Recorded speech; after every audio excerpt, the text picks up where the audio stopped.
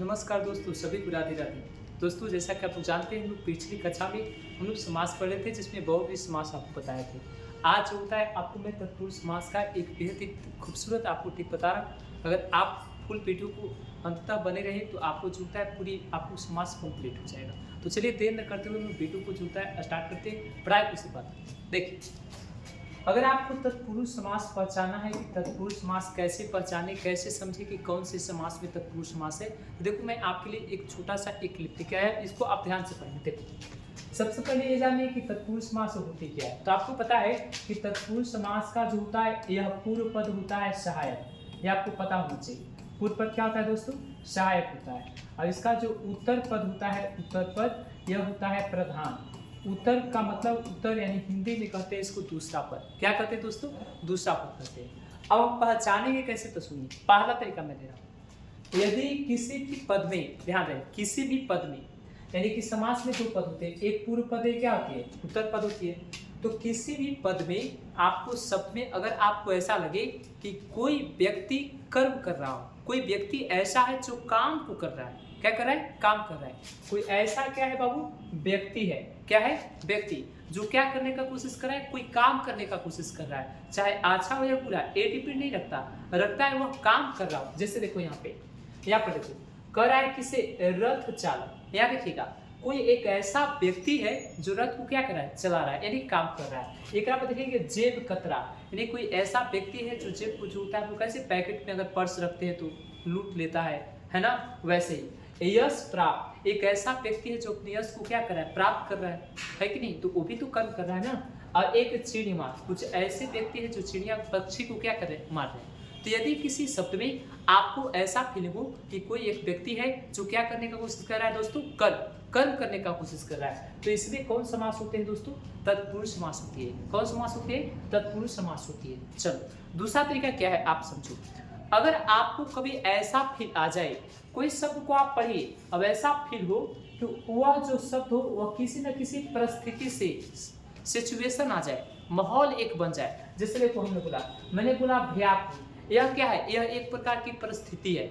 व्याकुल, भय से कुछ है, आकुल है, परिस्थिति है, इसका एक सिचुएशन आ गया है कि बहुत डरा हुआ व्यक्ति है। एक और देखो, कह रहा है किसी करुणापूर्ण, करुणा से पूर्ण है, जैसे कोई बहुत विनम्रता पूर्वक रोने लगता है, आंसू आए, तो उसकी एक परिस्थिति आ गई कि वह रो रहा है। और एक देखो, ध्यान से, यहाँ से सूर्य रचित, अगर दोस्तों ऐसा कोई शब्द आ जाए तो ये भी कौन सा समास होते हैं? तत्पुरुष समास होते हैं। आपको समझ में आ गया? चलिए, अब हम लोग आगे बढ़ते हैं। देखिए आगे क्या है, दूसरा क्वेश्चन। इसके बाद क्या है, अगर कोई शब्द में, किसी भी पद में अगर आपको साला शब्द का प्रयोग किया जाए, कोई भी समास हो, ओकरा में साला प्रयोग कर दिया जाए। अबे हम लोग नहीं पढ़े क्या होता है साला, जिसमें प्रयोग कर दिया जाए तत्पुरुष समास होती है। जैसे देखो, किसी भी पद में अगर साला का प्रयोग कर दिया जाए, याद रखो, प्रयोग कर दिया जाए तो समास पूछेगा तो कौन समास बताएंगे? तत्पुरुष समास। जैसे देखिए यहाँ पर प्रयोगशाला, यज्ञशाला, गौशाला, पाठशाला। गौशाला क्या है? ये तत्पुरुष समास है। तो जिसमें बाबू साला शब्द का प्रयोग कर दिया जाए उसको कौन समास आप बताएंगे? तत्पुरुष समास बताएंगे। और क्या सुनिए, देखो, अगर कोई ऐसा किसी भी, अगर आप पद को पढ़ेंगे तो ऐसा आपको फीलिंग आएगा। क्या फीलिंग आएगा? सुनो, किसी भी पद को जो होता है वो आप पढ़िए, आपको ऐसा फीलिंग आएगा कि कोई स्थान, ध्यान से, कोई एक ऐसा स्थान है जो किसी के लिए बनाया गया है, किसी के लिए बनाया गया है, यानी खास रूप से उसी के लिए बनाया गया है। जैसे देखो यहाँ पे स्नान घर किसके लिए बनाया गया है? स्नान करने के लिए। रसोई घर, यह किसके लिए बनाया गया है? रसोई के लिए, है कि नहीं? जैसे आपसे पूछा कि राजसभा, राजभवन, तो किसके लिए बनाया गया है? राजा के लिए बनाया गया। तो अगर कोई स्थान पढ़िएगा तभी आपको पता चलेगा, अगर कोई स्थान किसी के लिए बनाया गया हो तो ये कौन सा समास होता है? तत्पुरुष समास होता है। किसी को दिक्कत यहाँ तक, किसी को प्रॉब्लम नहीं? अब जो मैं आपको अगर बता रहा हूँ उसको आप ध्यान से समझो। अगला जो तरीका है वो सुनिए। यदि किसी शब्द में अगर आपको संबंध दर्शाता हो, यानी जैसे पढ़ेंगे तो आपको ये महसूस होगा कि कोई का, दो व्यक्ति का संबंध बता रहा है, किसी को किसी से संबंध है।